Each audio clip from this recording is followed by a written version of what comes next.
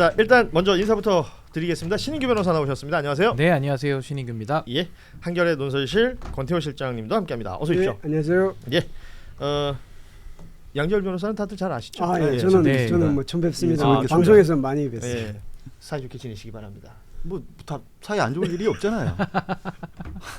앞서 오윤혜 씨가 잠시 언급하고 갔던 이야기가 있어서 검찰 이야기할 때 이야기도 좀 함께 했으면 좋겠다 싶었어요. 뭐 최근에 좀 이슈가 되고 있는 내용이죠. 그 회사 냉장고에서 초코파이하고 커스타드, 그러니까 다 합치면 1,050원 어치를 꺼내 먹었다가 절도 혐의로 고소를 당했고 이게 재판까지 가서 벌금 5만 원이 선고된 내용이 있었는데 이 재판 불복하면서 항소심이 지금 진행이 되고 그 이 항소심으로 갔다는 것 자체에 많은 분들이 놀라고 이게 이슈가 되고 있는 사건이 있습니다. 항소심 재판부에서는 실제로 그랬다고요. 이걸 이렇게까지 할 일이냐. 판사가 그런 얘기도 했고 각박하다 뭐 이런 표현도 썼다고 하는데 일단 변호사가 두 분 계시니까 이 정도면 기소를 합니까? 아니 그러니까 이제 뭐 검찰의 기소 재량이 있다 보니까 사실은 통제되지 않는 권한, 권력 여기에 대한 문제 제기인데 사실 지금 이 초코파이 사건 같은 경우도 국민들의 법 감정과 지금 안 맞는 부분이잖아요. 결국에는 검사들이 그 인력은 한정돼 있는데 진짜 범인들을 잡기 위해서 노력하고 사회의 악을 청소하는 역할을 제대로 하지 않고 오히려 정말 그 뭐 범죄를 우리가 뭐 차등을 두는 건 아니지만은 어떻게 보면 좀 기소유예나 이렇게 좀 넘어갈 수 있는 부분에 대해서 또 이렇게 파고드는, 그러니까 뭔가 이렇게 좀 주소가 막 그 엉성하게 뒤섞인 느낌을 우리가 지울 수가 없고요. 특히나 법이라는 것이 어떻게 보면은 정말 우리에게 유용한 도구가 되는 것인데 이런 식으로 초코파이 사건을 이렇게 좀 과도하게 처리함으로써 저는 법의 신뢰나 권위를 더 떨어뜨리는 거 아닌가 그런 생각이 들었습니다. 이게 사실 그런 얘기겠죠. 제가 굉장히 싫어하는 말이긴 한데 법대로 한다라는 게 이런 거예요. 그러니까 내가 봤었을 때 너 법대로 걸리면 다 걸려. 이런 식의 일을 벌인 거예요. 검찰이 됐건 법원이 됐건 경찰이 됐건. 예. 그리고 그래서 사실 형법 학계에서도 이전부터 이런 부분은 뭐 가벌성이 떨어지기 때문에 비범죄화를 해야 된다는 논의가 이전부터 있었어요. 그런데도 불구하고 오늘 언론에서 그 부분을 짚었더라고요. 도대체 이 일을 이렇게까지 끌어가는 데 있어서 경찰, 검찰, 법원에 쓰여진 행정력을 돈으로 따지면 얼마나 될 것이냐. 그렇죠. 예. 1,050원과 비교할 수도 없을 텐데 왜 이런 일이 벌어질까의 근간에는 사실 이거 저는 귀찮은 일이거든요. 경찰도 검찰도 법원도 왜 안 놓을까요? 그걸 권력으로 삼기 때문이에요. 법대로 언제든지 우리가 걸면 걸 수 있다는 걸 포기하지 않는 거예요. 그래 뭐 1,050원이 됐건 뭐 그냥 150원이 됐건. 예. 그래서 국가에 따라서는 금액을 정해놓고 일정 부분 이하에는 아예 수사 안 하는 것들도 있습니다. 저는 그게 충분히 그게 가능한 얘기거든요. 아까 말씀드린 그 비범죄와 논의를 받아들여서 이게 이렇게 또 떠오르는 거 있죠. 그 버스 기사분 커피값 몇백원 했었을 때 해지시켰던 거. 이게 그런 거예요. 하나라도 귀찮은 일이고 불편하고 자기들도 힘든데도 하나도 안 넣는 거예요. 그 권태호 실장은 이 사건 어떻게 보셨어요? 이게 그 김 씨가 이게 사건이 이 피의자죠. 피의자 김 씨가 쓴 돈이 변호사비가 지금 1심까지 1,000만 원. 변호사비만. 변호사비는 1,000만 법이 원. 훨씬 큰 거죠. 지금 이제 5만 원 벌금 맞는데 이거를 5만 원 벌금을 자기 이제 그 안 된다고 2심 그 항소를 한 거죠. 거잖아요. 예. 왜냐하면 이 사람은 지금 화물차 직원인데 화물차 기사인데 이걸 절도죄로 유죄를 받으면 앞으로 취업을 못 해요. 지금 이게 정리를 좀 하자면 그 자동차 업체 협력 업체의 직원인 것이고, 그렇죠. 그리고 뭐 청소와 보안 등을 담당하는 직원이었다고 합니다.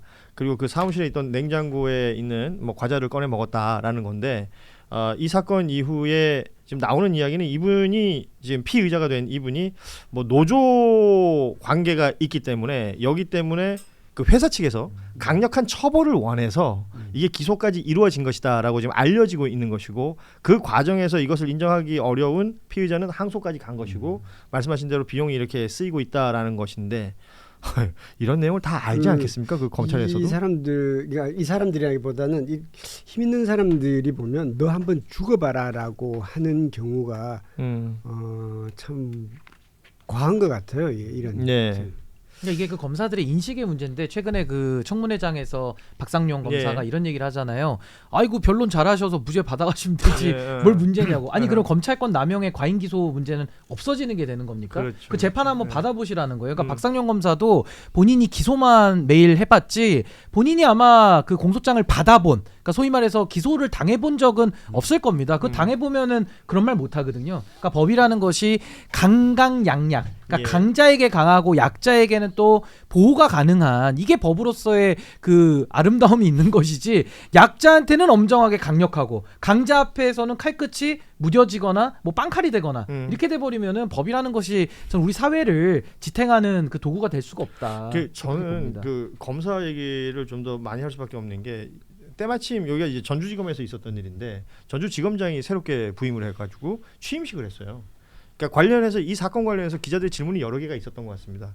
근데 이 신대경 신임 지검장이 양측의 합의가 이루어지지 않아서 검사 입장에서도 기소유예 처분하기는 어려웠을 것으로 추측한다.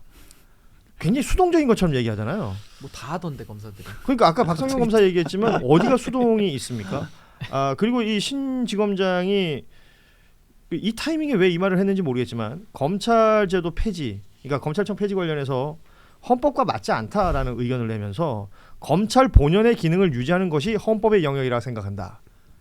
헌법학자들은 누구도 그렇게 그러니까 검찰 본연의 예. 기능이란 게 뭐길래 헌법 안에 헌법에 있다는 없어요. 그러니까요. 나 그게 궁금하다는 헌법에 겁니다. 검찰 본연의 기능이라는 게 없다고요. 네. 그냥 검사가 영장을 청구한다, 신청한다라는 내용만 있어요. 그거 하나 가지고 그렇게 다 풀리는 거예요. 기소와 보안 수사권 요구를 얘기한 것 같더라고요. 보안 수사권. 그 틀에서 우리는 이해를 하게 되죠. 지금 벌어지고 있는 이슈들이 있으니까. 지금 검사라는 사람들이 세상을 어떻게 바라보고 있는가 이런 것을 좀 우리가 엿볼 수 있는 여러 건들을 지금 함께 이야기를 나눠봤습니다. 그리고 뭐 검찰만큼이나 지금 이제 사법개혁 관련된 목소리들도 높고 그 중심에 서 있는 인물은 조희대 대법원장으로 보입니다. 2025 세종 국제 컨퍼런스라는 행사가 있었다고 해요. 이게 대법원에서 진행하는 행사고 뭐 미리 잡혀있던 행사라고는 합니다.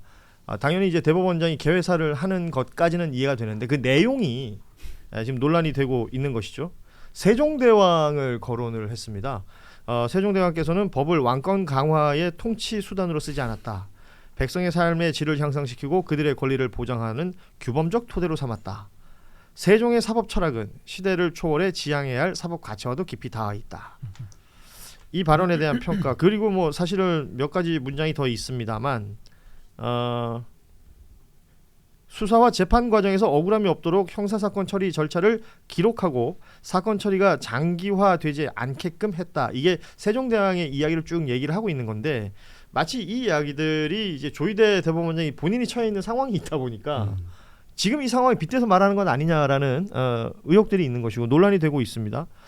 우리 권태우 실장께서는 어떻게 보셨는지요? 네. 처음에 이제 이 뉴스를 이렇게 얼핏 들었을 때는 뭐 컨퍼런스에서 이제 그 원장이 나와서 이제 인사말 하는 건데 그걸 좀 과하게 해석하는 거 아닌가라는 그런 생각이 얼핏 들긴 했어요. 예. 그런데 문장을 다시 보니까 세종은 법을 왕권 강화를 위한 통치 수단으로 삼지 않았다.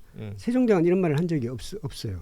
예. 세종대왕은 나는 왕권 강화를 위해서 법을 통치 수단으로 삼지 않았다. 이런 말을 했을 리가 없잖아요. 이건 지금 현대식의 언어고. 본인의 해석이죠. 그리고 예. 조희대 대법원장 이전에도 이런 말을 한 사람은 아무도 없어요. 세종대왕. 이건 이 해석이 좀 여기 왜 들어갔을까? 이거는 지금 현재 자신이 지금 자신을 공격하는 입법부 그리고 나아가서 이재명 대통령을 공격하는 반격하는 걸로 해석 그렇게밖에 해석이 안 돼요. 지금 그 말씀을 저도 드리고 싶었어요. 이게 세종 컨퍼런스잖아요. 그래서 세종대왕을 넣고 싶었던 것 같긴 해요. 그리고 세종대왕은 뭐 온 국민들이 다 존경하는 역사적 위인이고 세종대왕을 꺼내놓고 이제 거기다 자기 이야기를 넣는 거죠. 왕권 강화를 위해서 법을 수단으로 삼지 않았다라는 얘기가 이 문장을 하고 싶었던 거 아닙니까? 그렇게 읽히죠. 그렇게 읽을 수밖에 없고 참 기가 막힌 게 이제 세종의 훈민정음의 뜻을 한마디로 이제 그 풀면 요즘식으로 풀면 민원 서류 작성을 좀 쉽게 하고 싶어서 누구나 법을 이 우리들만의 법이 아니라 국민들의 법으로 바꾸고 싶었다라는 게 세종대왕 훈민정음의 뜻이거든요. 풀어보면 그런데 조희대가 했던 행동은 뭐냐면 법을 자기 마음대로 왜곡시키고 자기 마음대로 이거를 해석을 해서 생전에 없었던 7만 쪽에 달하는 그 수사 기록을 일주일 만에 검토해서 이틀 만에 유력 대선 후보를 날려버리려고 했던, 자기야말로 법을 자기 마음대로 쓰려고 했던 거잖아요. 국민을 위한 법이. 근데 이 얘기도 똑같은 거예요. 세종이라고 하는 그 위인의 어떤 업적이라든가 그런 사람들의 이미지를 그 진짜 세종의 진위가 아니라 자신을 위해서 끌어와서 딱 쓰려고 했던 거예요. 예. 그러게 또 두 개가 반복된 거예요. 자기 조이대의 말 맞다나 법을 자기의 권력을 위해서 쓰지 않았다는 얘기를 조이대 본인은 자기의 권력을 위해서 썼던 거고, 또 그거를 옹호하기 위한 수단으로 또 세종이라는 인물을 끌어다 자기 마음대로 왜곡해 쓰고 있는 거예요. 신인규 변호사는 그 이제 대법원의 어떤 뭐 개혁이나 여러 가지 우리가 이제 뭐 아이디어들도 있고 뭐 수많은 그 이야기들 나누잖아요. 그 중에서 가장 이 조희대 대법원장이 좀 아파할 게 뭐라고 보세요? 정치적 중립 의무 위반했다. 위반에 관한 부분이 이제 가장 심각한 거고, 그게 이제 이재명 당시 후보에 대한 그 졸속 심리 내지는 전 위헌적 행위라고 봅니다. 네. 왜냐하면 이 정치적 중립 의무 위반이라는 건요 매우 심각한 겁니다. 그러니까 행정부에 소속된 어느 부처의 8급 공무원이 페이스북에 정치적인 글 좋아요 하나 잘못 눌러도 징계받아요. 예. 그만큼 공무원의 정치적 중립이라는 건 매우 중요한데, 사법부의 그것도 최고법원의 수장이 정치적 중립성을 깨고 편향되게 한쪽 편에 쓴다? 아니 그런 심판한테 피스를 어떻게 맡깁니까? 그래서 저는 조희대 대법원장을 떠올리면 법복 입은 정치인 같아요.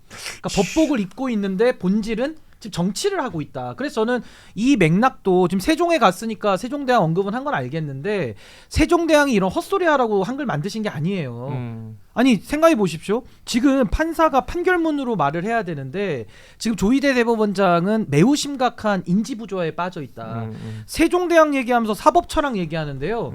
세종대왕 시절에 전제 군주 시절인데 예. 사법의 철학이라는 게 어디 있습니까? 그때 원림재판 하던 시절 아닙니까? 그래서 저는 본인의 정치적 편향성이라는 그 위헌적 행태가 이미 만천하에 드러났거든요. 근데 이걸 수수분하지 않고 여기에 대한 본인의 입장은 얘기하지 않고 자꾸 엉뚱한 얘기를 하면서 본인의 궁박한 처지를 지금 면하려고 하다 보니까 전 이 문제 해결 안 될 걸로 보고요. 그리고 사실은 조희대 대법원장의 편향성에 대해서는 제가 문제 제기를 먼저 한 게 아니라 법원 노조가 문제 제기를 먼저 했고, 또 실제로도 지방법원의 판사들, 부장급 판사들도 실명을 걸고 다 비판을 했어요.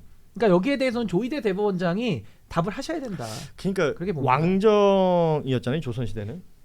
그래서 왕명이라는 것으로 사람을 죽일 수도 있고 살릴 수도 있었던 그런 시대에 그때 원림 재판할 때니까요. 그 왕명을 자기 마음대로 써가지고 폭정을 휘둘렀던 사람들을 우리가 폭군이라고 부르고 역사에서 기록하고 있지 않습니까? 세종대왕은 앞서 우리 양절 변호사 얘기했지만 그 어린 백성들을 어여삐 여기요. 이 후민정음을 창제했다는 것은 그 왕명을 그렇게 허투루 쓰거나 막 쓰지 않으려고 했던 인물이기 때문에 우리가 존경을 하는 것일 텐데, 여기에 이 문장에 두 가지를 우겨 넣으면서 말도 안 되는 문장을 만들어 버렸다, 이 지적을 하고 있는 것이고, 민주당에서는 굉장히 오만한 궤변이다 이런 평가를 내놓기도 했었습니다.